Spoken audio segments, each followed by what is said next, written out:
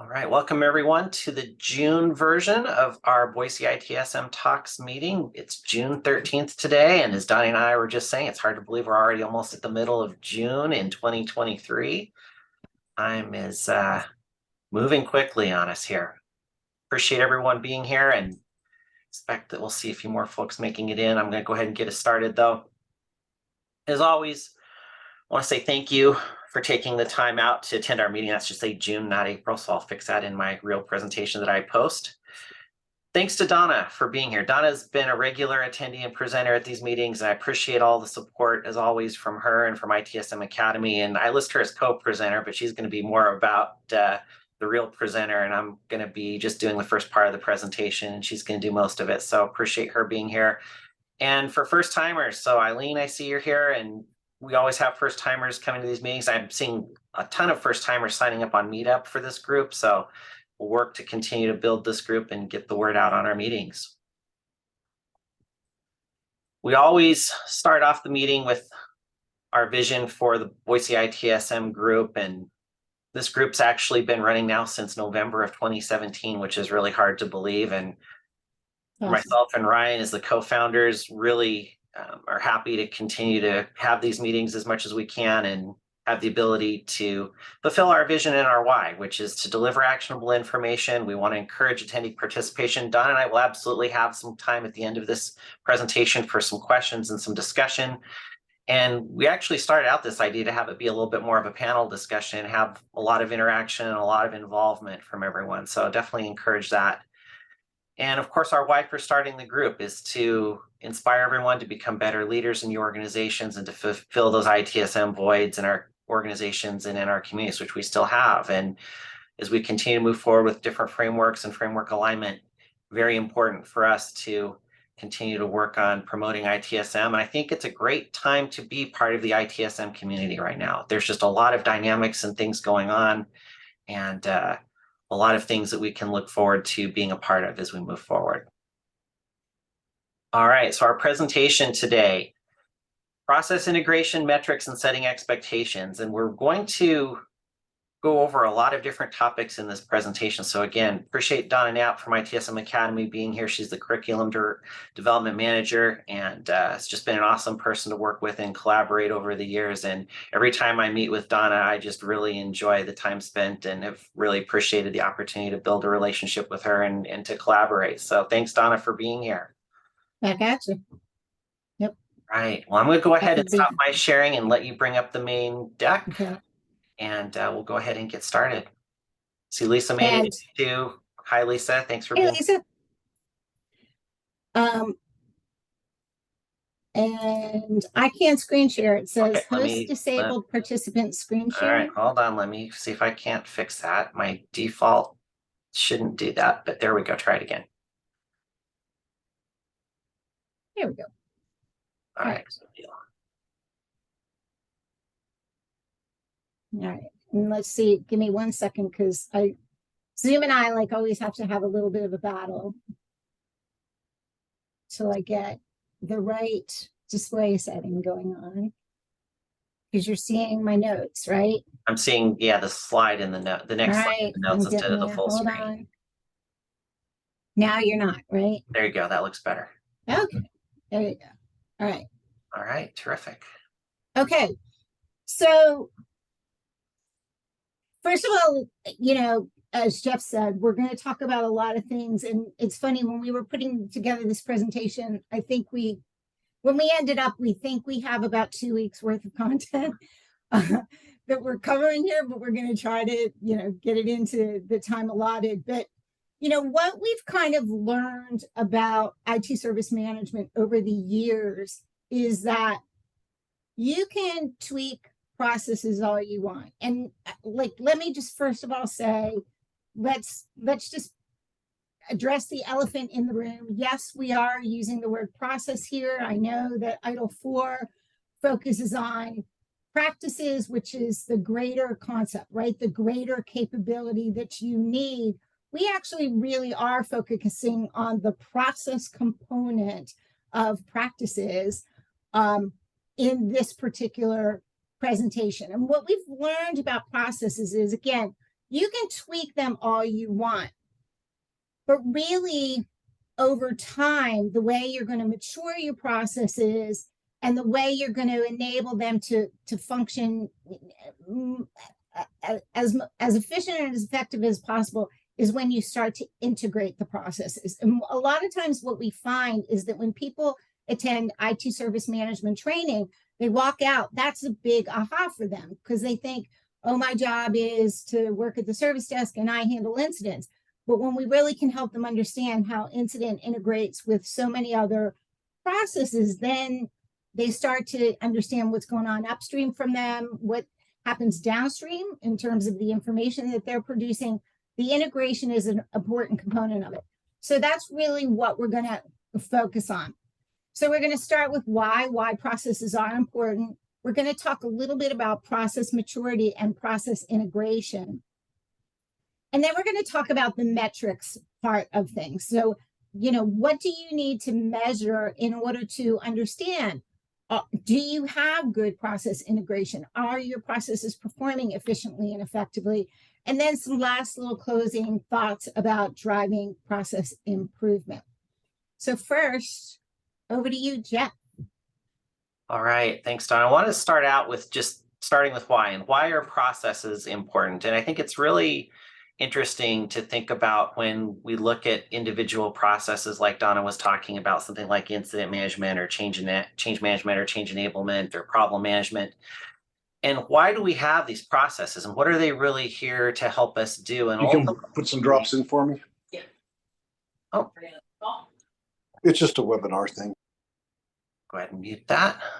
All right. I'm going to go ahead and talk about what processes are here to do, which ultimately is to enable the organization to do the work through the delivery of its products and services in a way to achieve the organizational outcomes for the business or for the company. And processes aren't just there to carry out service management functions or to delivery of services. That's what they're primarily focused on, but ultimately there's bigger picture pieces of this. And the first bullet point or checkpoint here is aligning to business strategies and goals.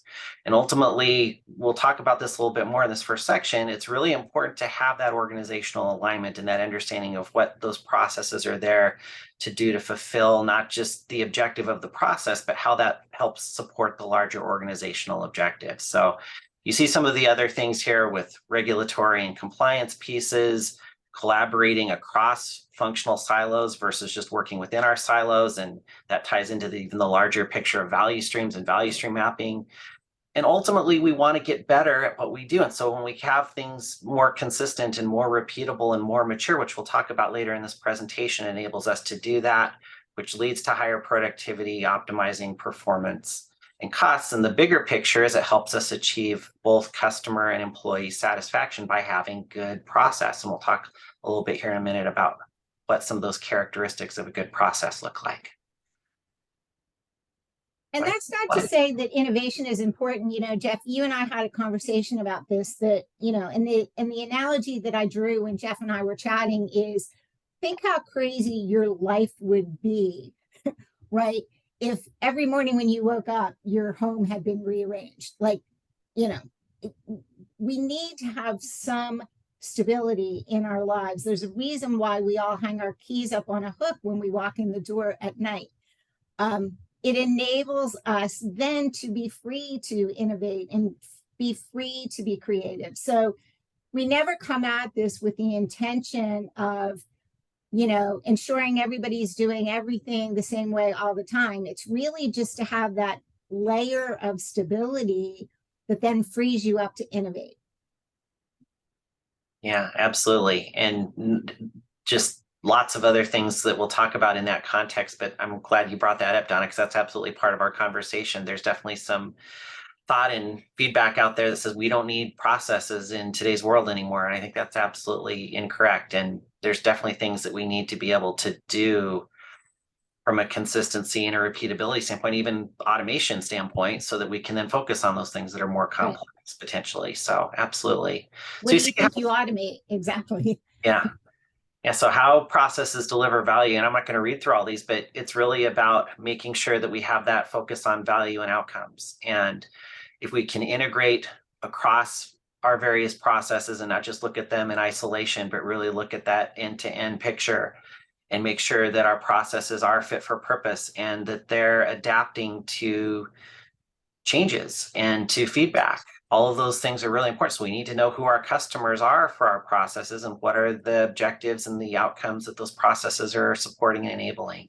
So understanding customer value and what we're ultimately trying to do big picture is really important to have an effective process.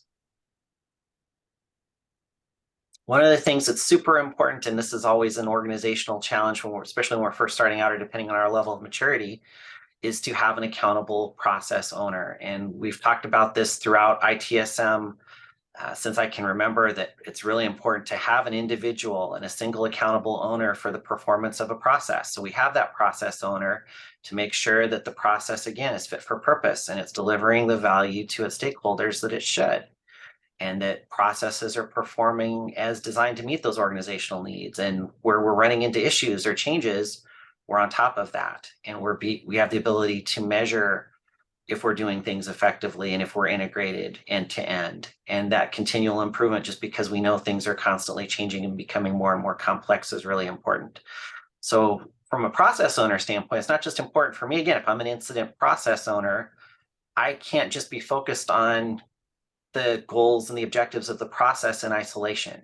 I really need to make sure that I'm having that seat at the table, so to speak, and I understand the larger picture of the organizational goals and objectives and strategies, and how does my process support us being able to move those things forward. And maybe I have issues with operational excellence, or I need to understand cost of downtime, and what does my process do to help support those goals if maybe I'm trying to improve my mean time to restore service, or understanding what incidents are caused from changes that are happening, et cetera. So I've got to take a look at those bigger picture goals and objectives and figure out how my process supports those. And it's really important for a process owner to think outside of just the normal operational day-to-day. Go ahead, next slide, please, Donna.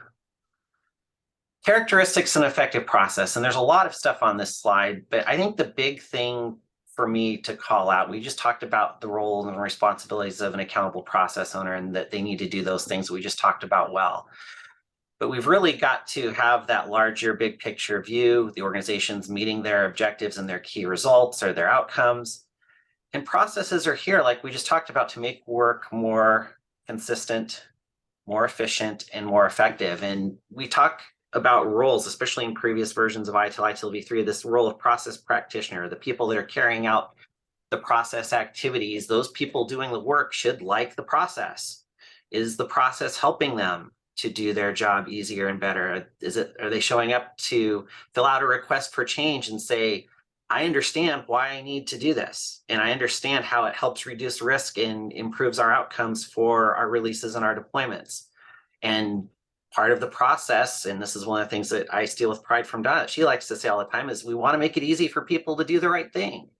We want our processes and the supporting procedures and documentation instructions to be simple and easy to carry out and easy to understand, and things that people actually read and follow, and not the other way around.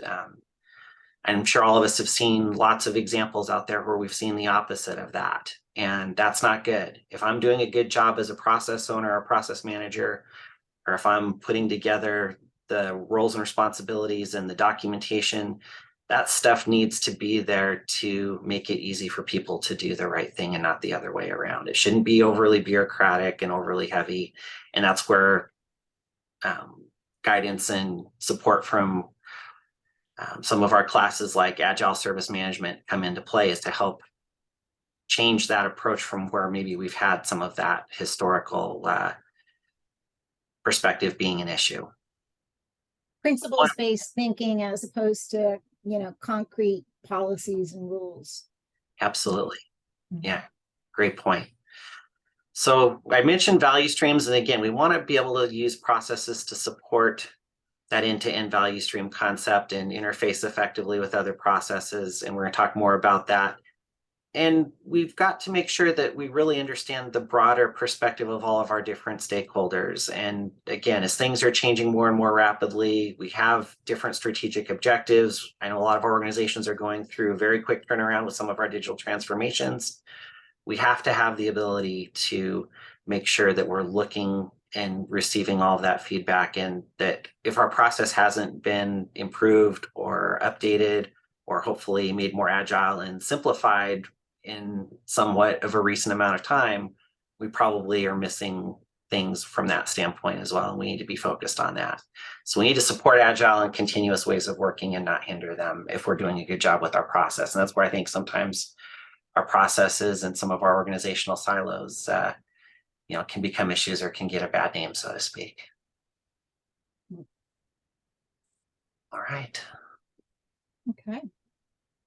So for those of you who maybe don't know me and never saw me speak before, I'm a huge fan of W. Edwards Deming. And Deming, and I kind of co-opted his quote here a little bit. Deming said, and I'm paraphrasing, every process is perfectly designed to get the result that it does. Deming's actual code says every system is perfectly designed to get the result it does. I think the spirit of that message is the same. So what did Deming mean by that?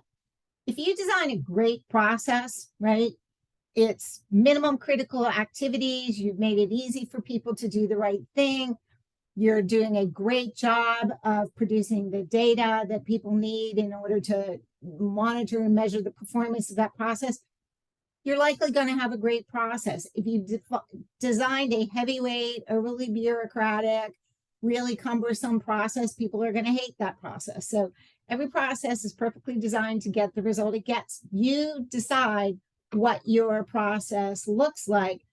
And it's why process design and improvement skills are so important. If you're not familiar with the DevOps Institute, they put out a skilling report every year, and process and framework skills in 2023 was rated highest in terms of must-have skills for IT professionals today.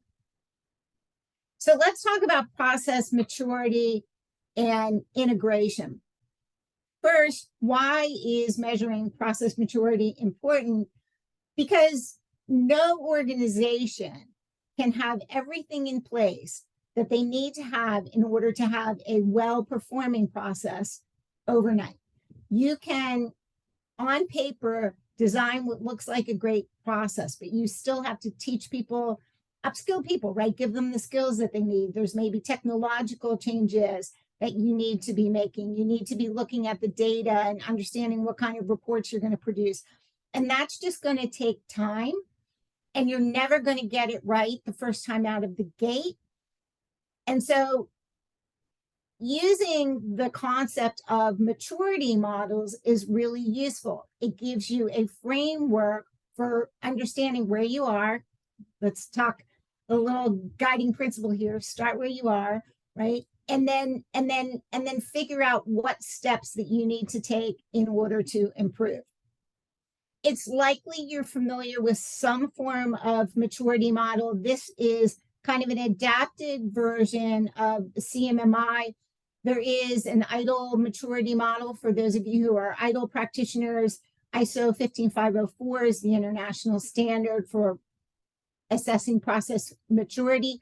So there are several different maturity models out there. Conceptually, they look very, very similar. We're definitely seeing the move, and this is where the direction CMMI is heading. It's the direction that Axel is headed with the new ITIL maturity model to look at capability. So what are the capabilities that we need to have in terms of our practices, right? And that includes, what capabilities do our people need? What technological capability do we need? What capabilities do our processes need to have? So capability kind of looks at, in our context, a process and how mature that process is. Maturity then is going to look at your system, right? Overall within your organization. So now look at all of your IT service management processes, how effectively they are integrated, how well they are working and playing together. In the context of VITAL, you would look at it in the context of the greater service value system, right? Maturity looks at your overall system, right, and how your system is performing. Again, we're going to focus on the process component. So typically what maturity models look like is in the earlier stages of maturity, you either have kind of no process whatsoever, and you maybe don't even understand that this is a repeatable activity and you need to think about it in the context of a process. And then you start to understand, right? This is a process, but you're looking at improving it in really ad hoc ways. Maybe you're putting in place some procedures as opposed to an end-to-end process. So you're not necessarily addressing all of the components of that process. At level 2, that managed stage, now you're starting to put in place some measures. You're starting to think about how to control the process so that, again, it's being performed in a repeatable way. And it's really important to understand in this day and age, we're talking so much about automating processes. You can't even start thinking about automation until you get to this point. A process has to be repeatable in order to be automated. At the defined level, now we start to move beyond basic activities and really look at standardizing and documenting how the processes are performing.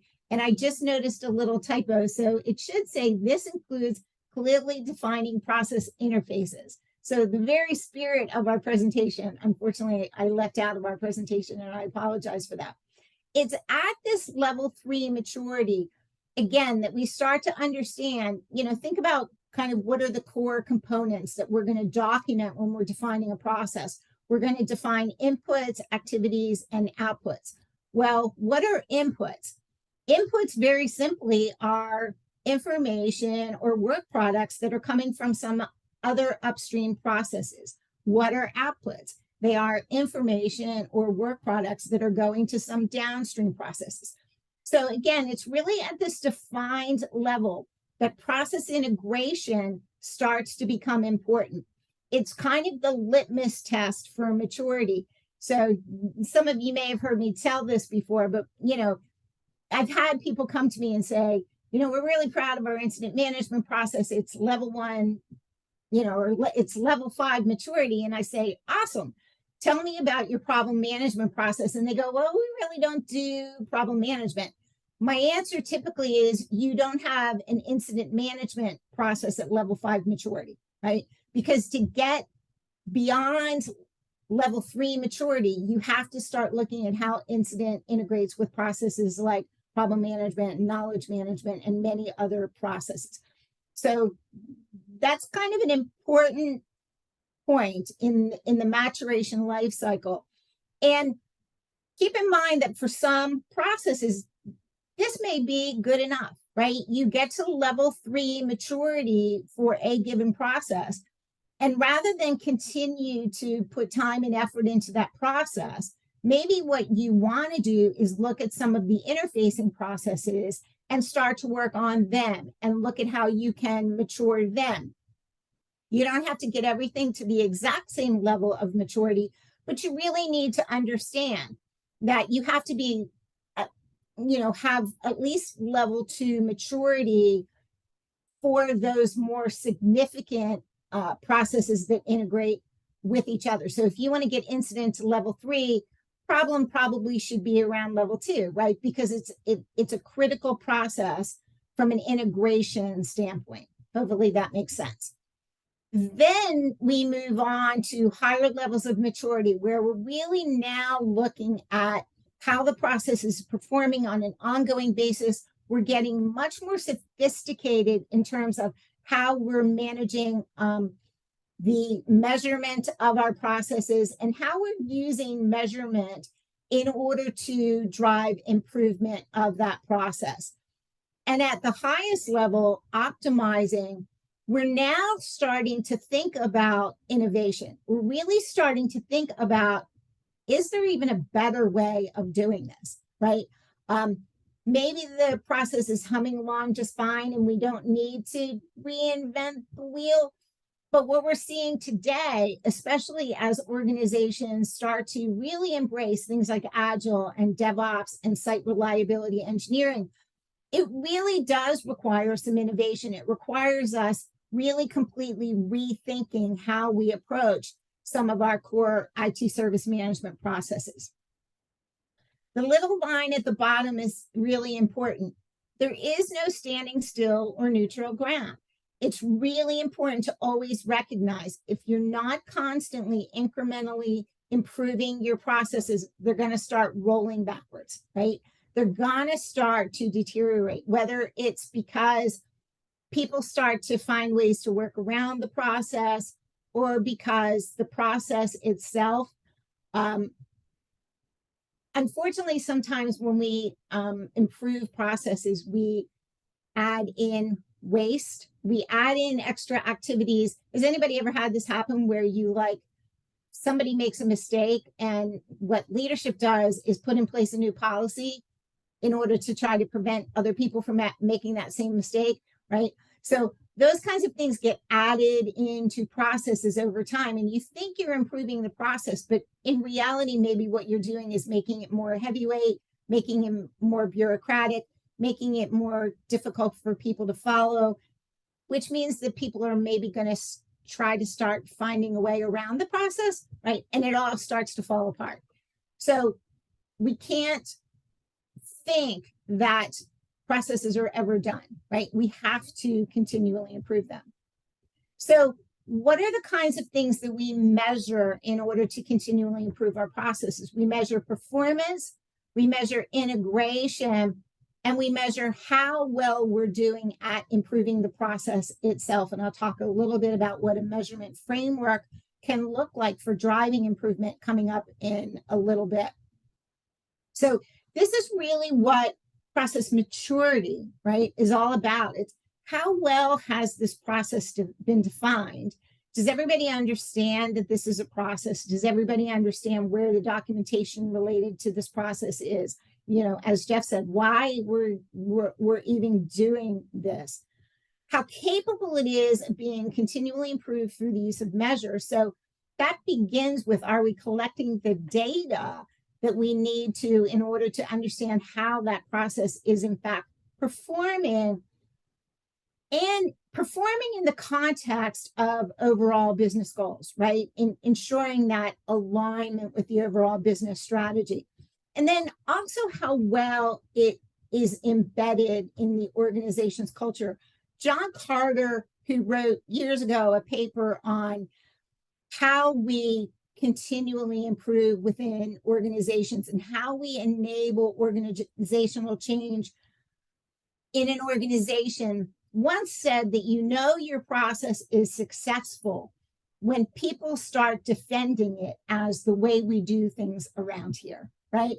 So initially people are going to whine and moan and complain because you've kind of changed something out from under them.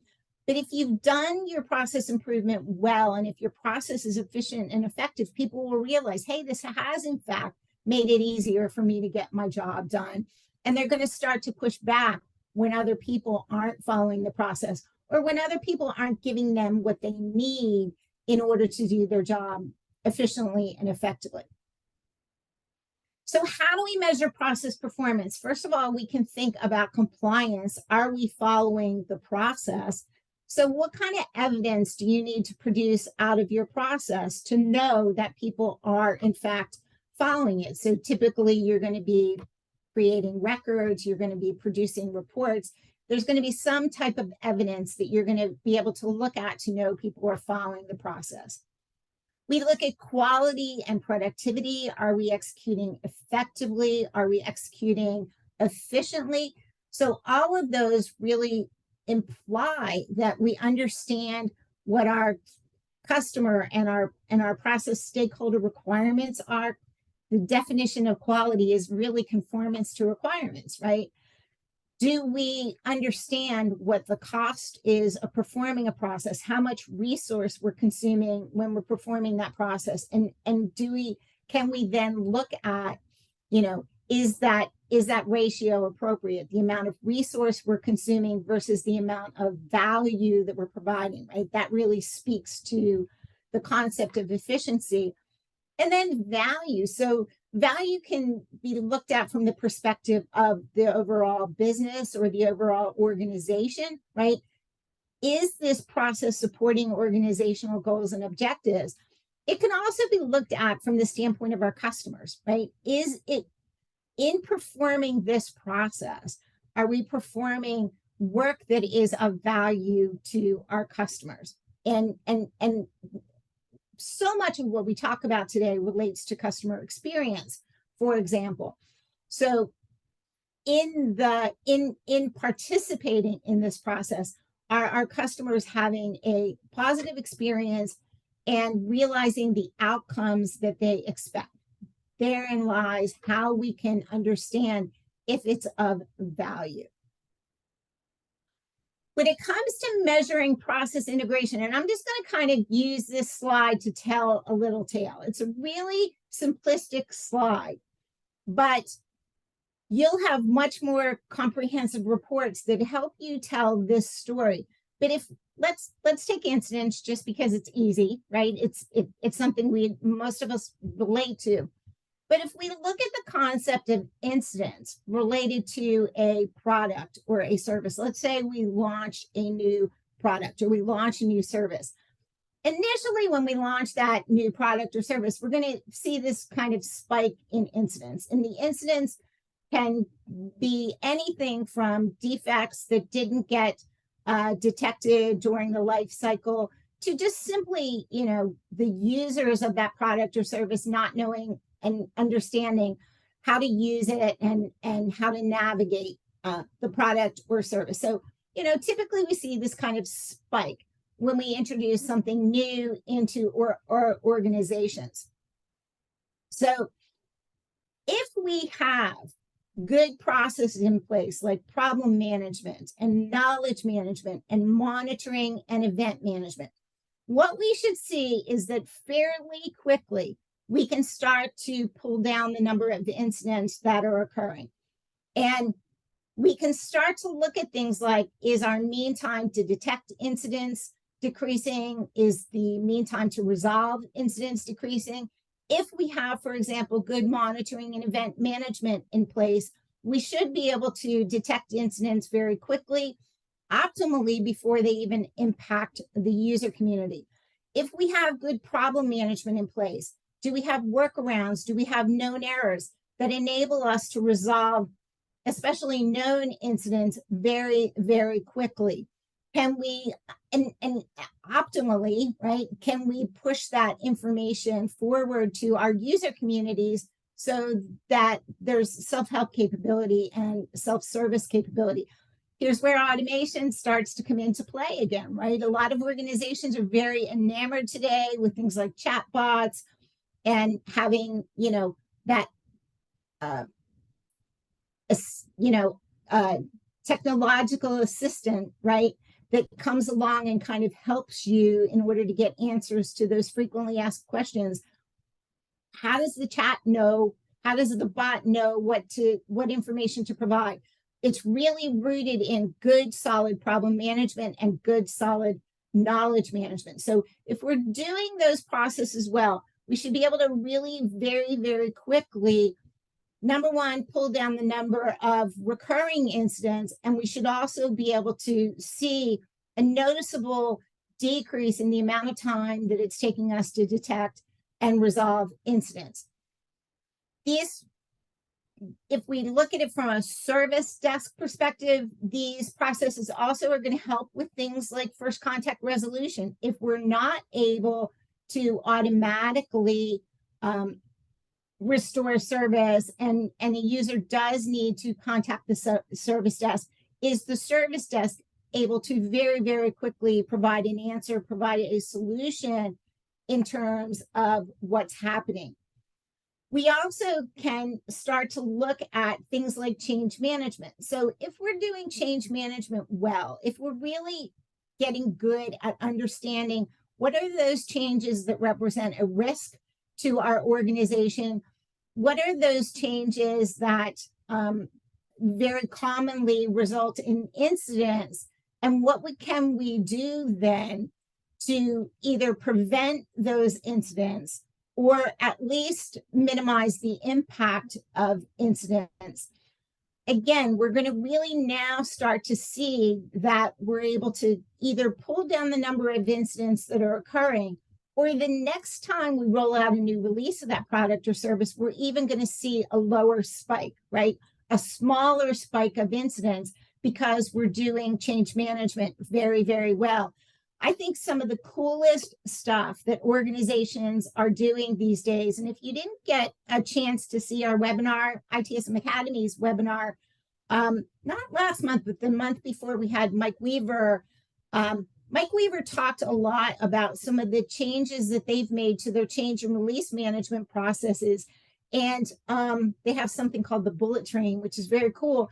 And you earn the right to have this bullet train approach by showing that you can make changes and you can make releases that don't cause incidents, right? So optimally, if you're doing those processes well, you're able to very, very quickly make changes and put out releases that again result in fewer and fewer incidents over time. The warranty processes come into play as well. And then with release management, we know today with Agile that we're making more frequent releases. We're making those releases represent smaller and smaller changes. All of that is great because it helps to minimize the risk associated with making changes, the risk associated with making a waterfall project that's got 100 changes associated with it versus the risk of making a small change, right? Small incremental change to a product, as a result of an Agile release is dramatic, right? So we're going to start to see, again, these smaller and smaller spikes over time. We're making more frequent changes, but those changes are lower risk, lower impact when incidents do occur. And again, because we're making changes more frequently, we're able to, and very often via a pull system versus a push system, we're very often able to collaborate more effectively with our customers. They know the changes are coming. And again, we're not necessarily going to see as much of that, big spike that traditionally came with waterfall projects. This notion of really also looking at our unexpected and recurring incidents decreasing. Well, what's an unexpected incident? It's an incident where we didn't detect this early in the development life cycle. We're not aware that there's a known error. We never aim today, especially in an Agile environment, to put out a perfect product. We would never release products. And if we, try to produce a perfect product, we would invariably take way longer than makes sense in this day and age. We know we're going to put defects into our environment. That's why we have things like workarounds. It's why we have things like known errors. So the better job you're doing of pushing problem back into your development lifecycle and really understanding what incidents should we expect and we know we might see, the better off you're going to be. Again, the assumption is that you've got problem and knowledge management in place, so when those incidents do occur, we know what to do with them. Does that make sense? Anybody have any questions or anybody want to comment on this?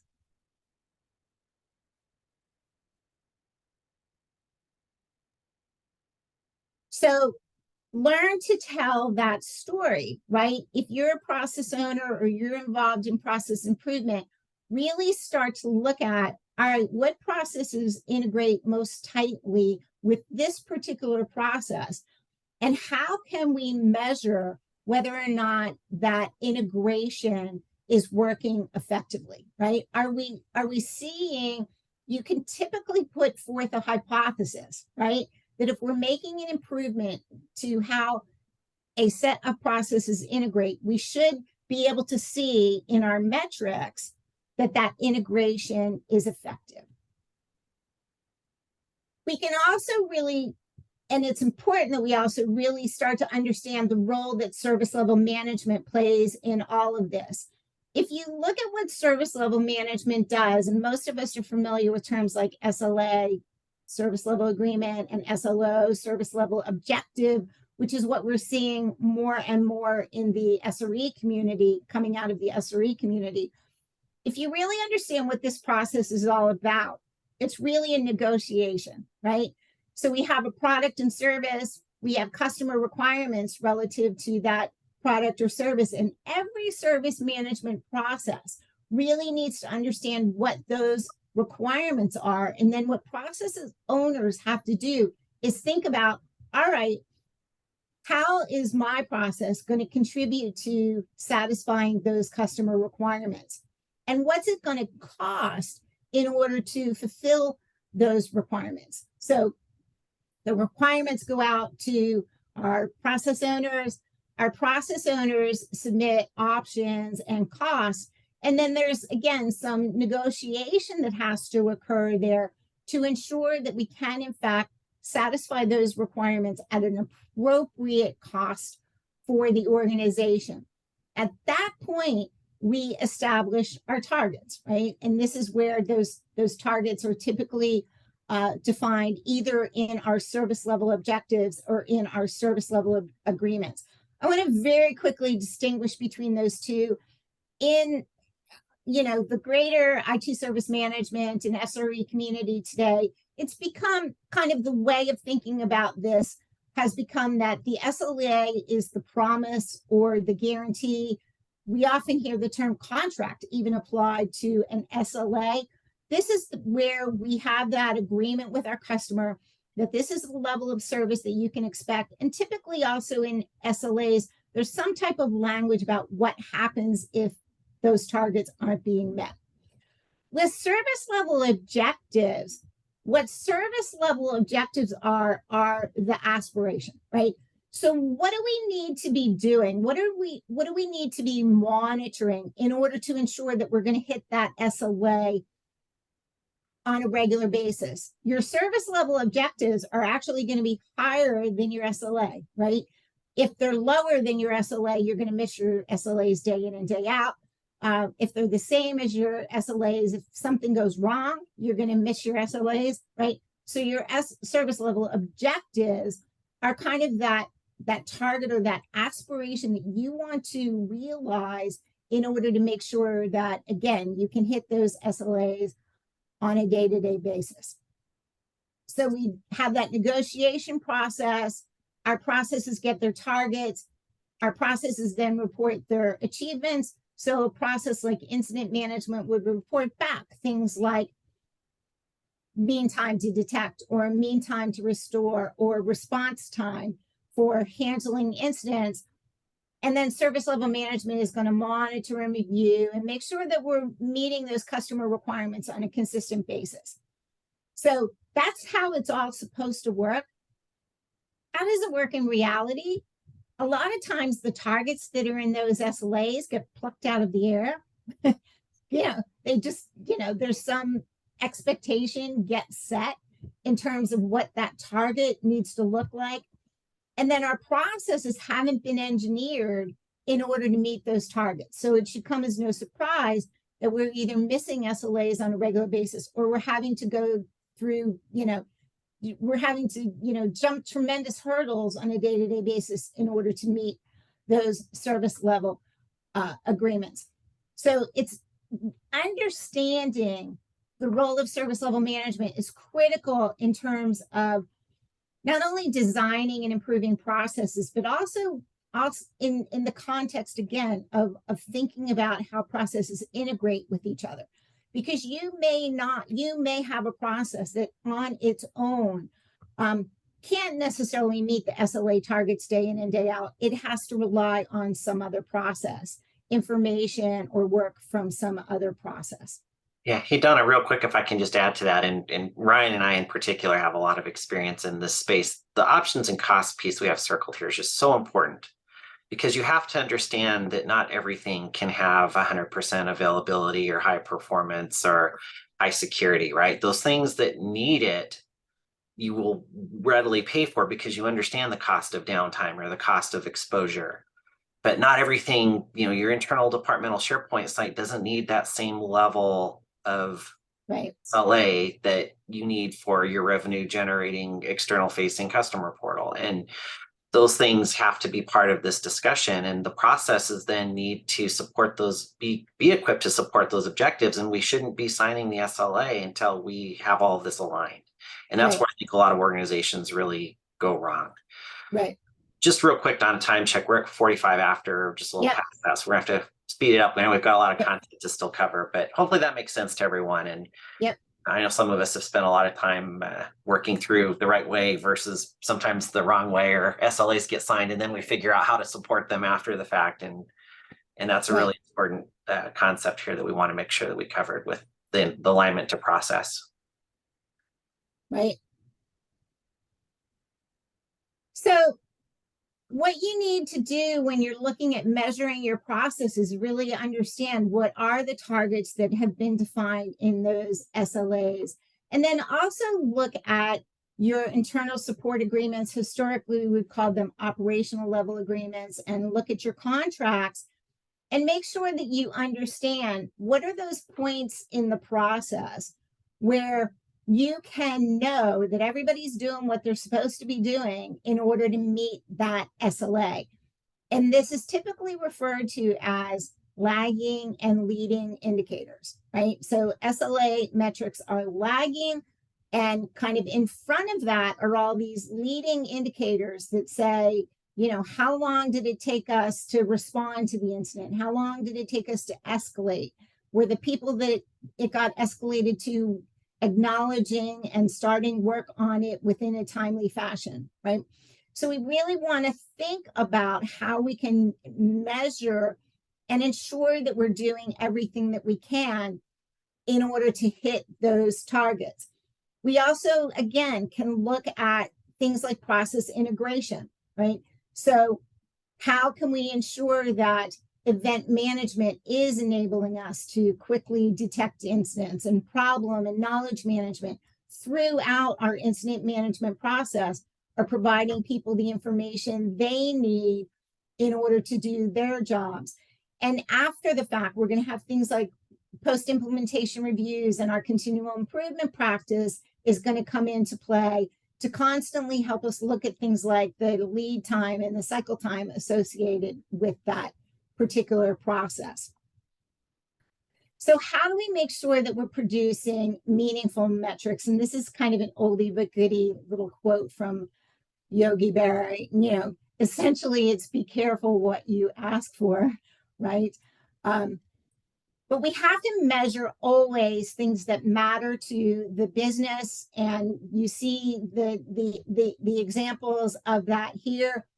Making sure that we really do understand for our organization in its current circumstances and in relation to its current needs and goals, what really is the priority and what are those things that we need to be focusing on, so that, again, when we go to tell the story about how our processes are performing and how they're integrated, we're able to tell an effective story. So I mentioned when I was talking about SLAs and the internal support agreements, the concept of lagging and leading indicators. Lagging indicators, simply put, relate to goal accomplishment, right? So are we in fact satisfying our customers? Are we in fact enabling our employees to be productive? Those are, they're very often kind of difficult to measure and difficult to influence. And that's where coming up with good leading indicators can really help. What leading indicators do is help you predict goal achievement, right? If we're not hitting those leading indicators, there's no way, right, that we're going to accomplish the goal and achieve the outcome that we set out to achieve.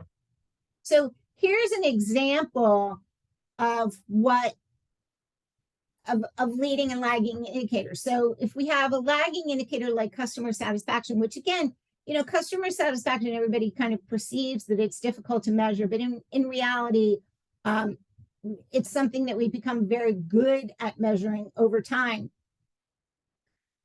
But remember what it is, right? It's kind of the outcome of all of the experiences that our customers have had and everything that they've had to go through in order to get service.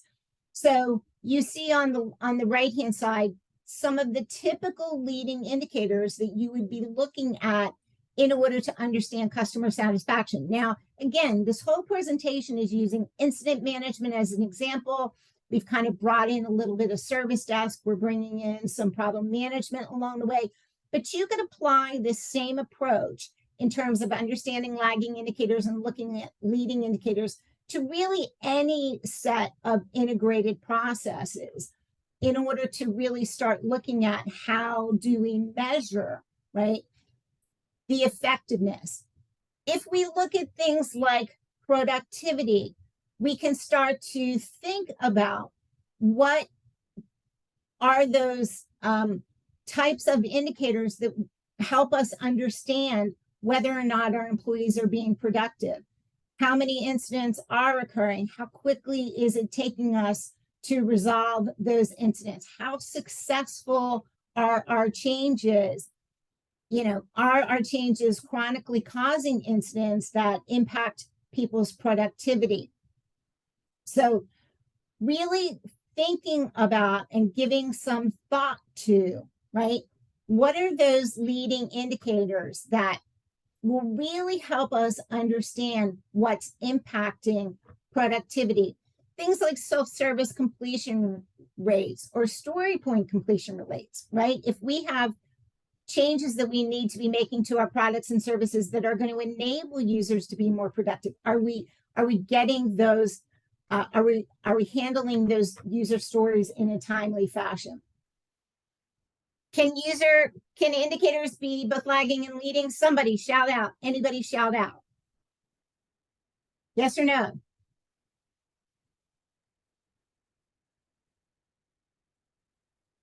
Don't make me call Somebody else besides me. Yeah, Jeff knows the answer. Can indicators be both lagging and leading? I would think so. Yes. Sure they can. Absolutely. And thank you. Thank you. Absolutely. Look at something like customer satisfaction. What's a leading indicator for customer satisfaction? Something like first contact resolution. First contact resolution can in fact be, a lagging indicator on its own, right? We can look at things like the effectiveness of problem management. We can look at things like the effectiveness of knowledge management, right? To understand how do we influence first contact resolution. So then how do we drive process improvement? We establish a measurement framework, and it's very, very likely that this framework is very, very familiar to you. You make sure, first of all, that you understand the overarching strategy and goals and objectives of your organization.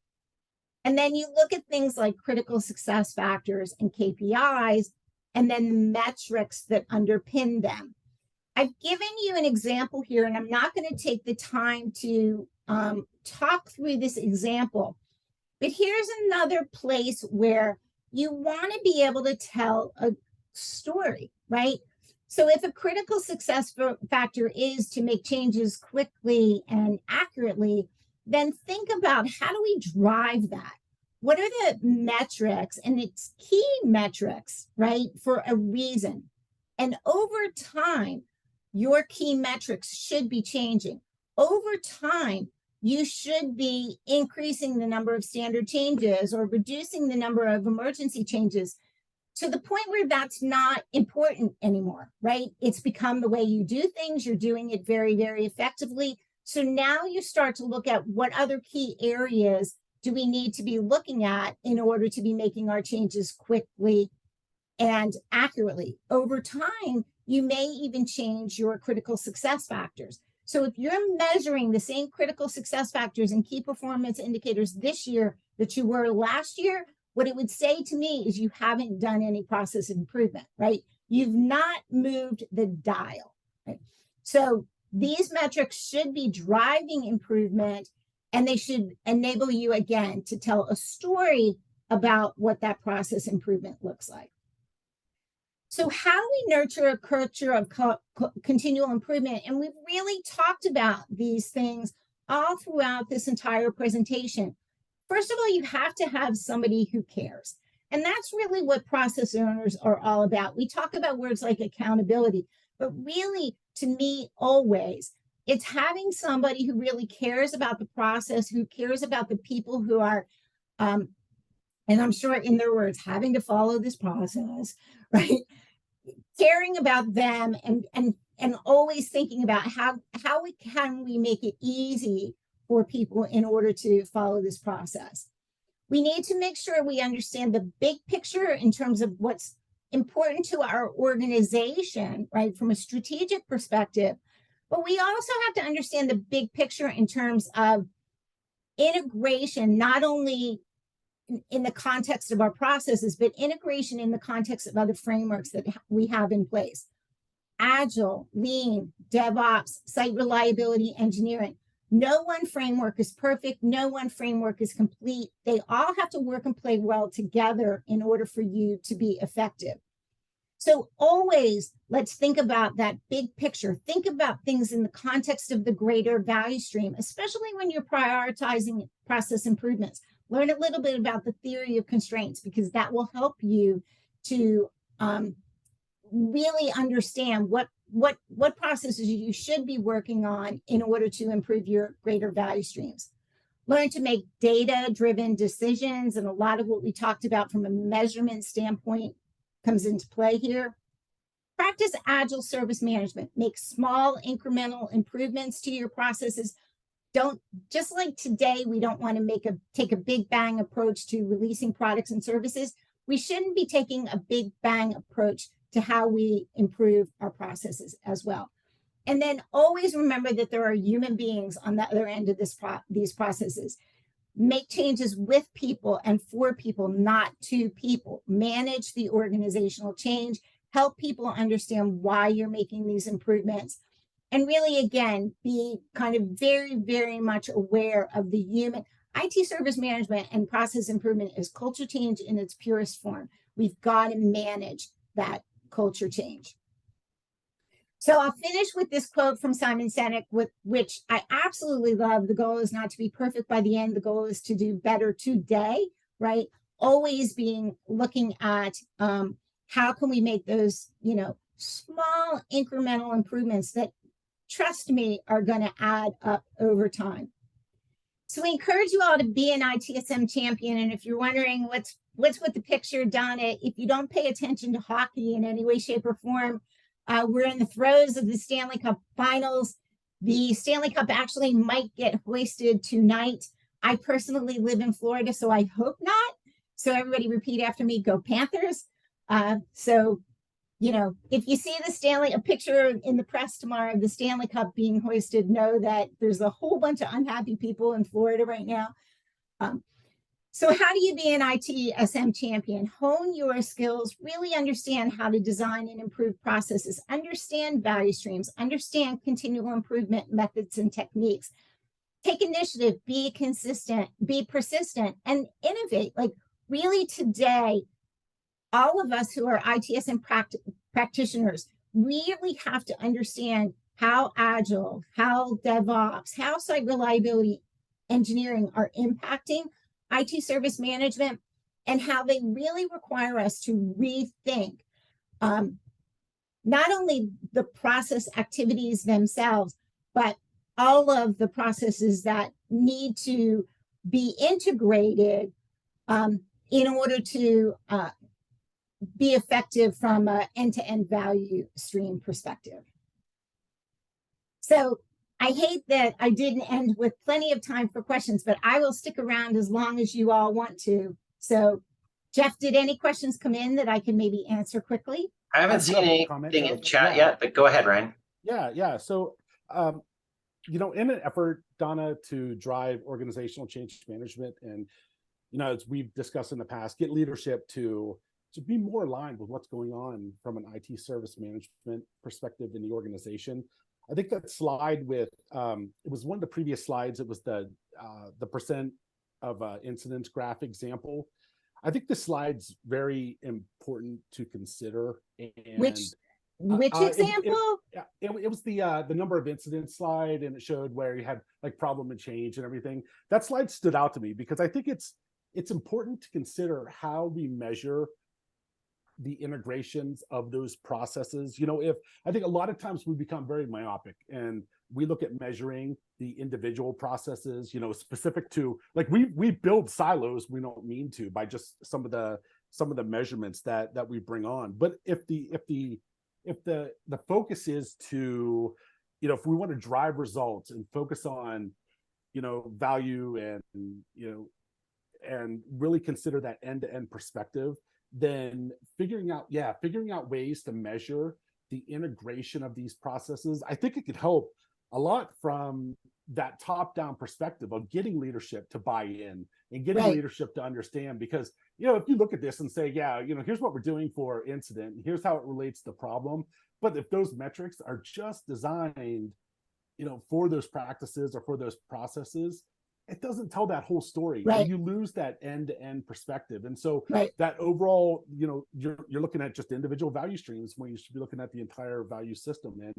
And so, this slide really, I got to thinking about it, had to pull myself away, because I do it all the time, working with teams and saying, all right, what do we want to measure? And what are those measurements and metrics that feed up into, KPIs for, maybe the quarter or the year, and then ultimately Right. to those critical success factors and such. But this slide really stood out with me. This was really impactful.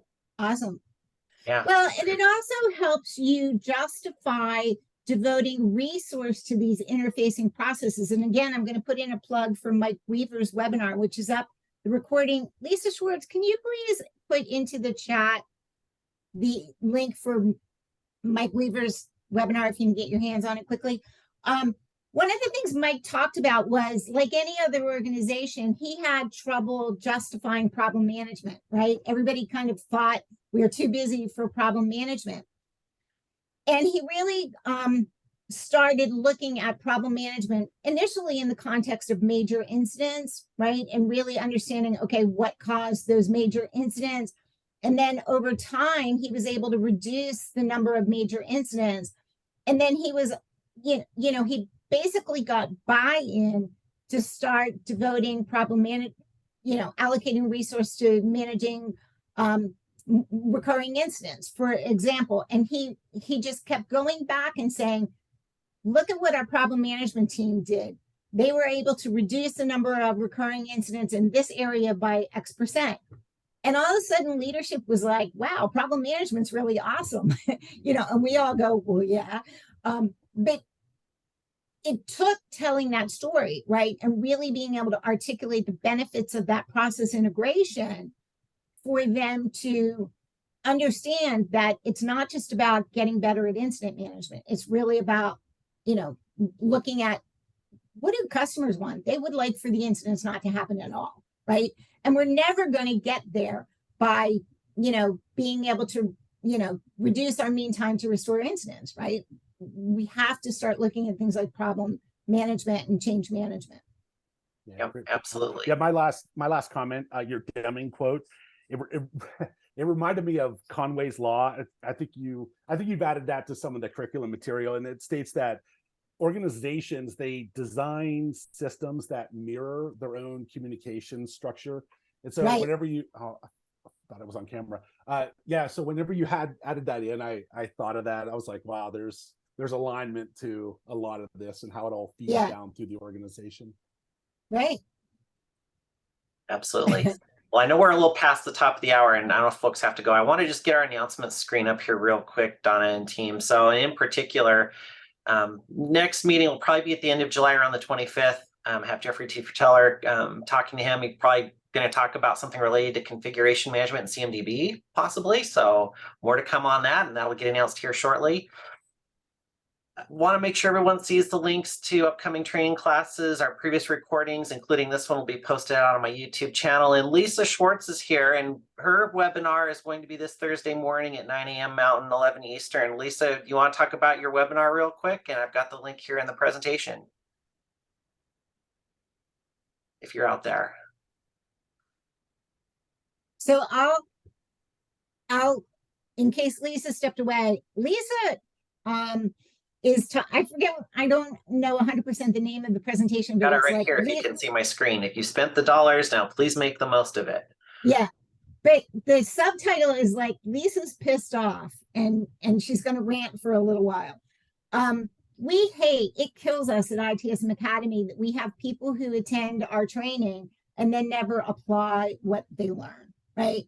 And you know, it from an educator standpoint, like it breaks my heart if somebody comes in and says, like, my boss told me I have to be here. This is the only reason I'm here. So what Lisa's going to talk about is what organizations can do up front to make sure that they're getting the most for their training dollars, and once they invest in training, what to do on the back end from an organizational change standpoint to make sure that the folks who attend training are applying what they've learned in the training, and that the organization overall is really reaping the benefits of all the education that they provide to people. And her guest is Sharon Beebe.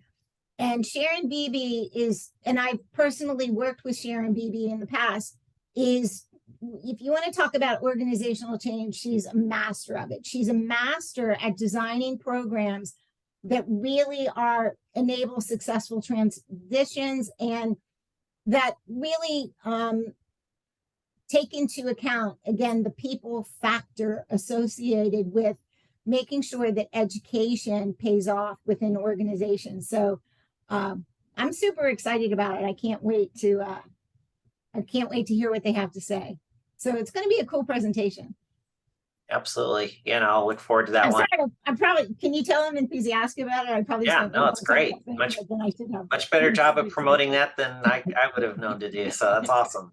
So yeah, 9 a.m. Mountain Time Thursday morning, if you can make it. If not, those will be recorded and posted as well shortly thereafter. But if you have the ability to make that, definitely encourage that.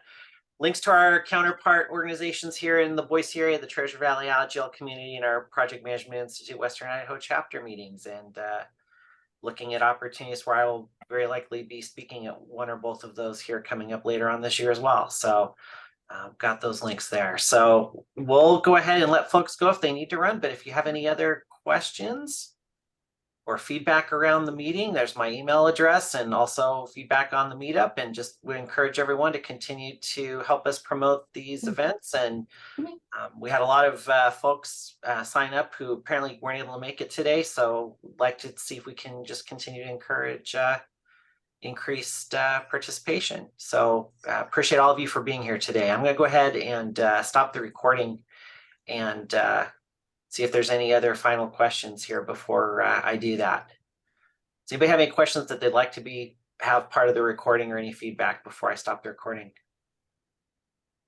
I didn't have any question, but I truly appreciate this webinar. Thank you. Thanks, Eileen. Appreciate that very Thanks much. for coming.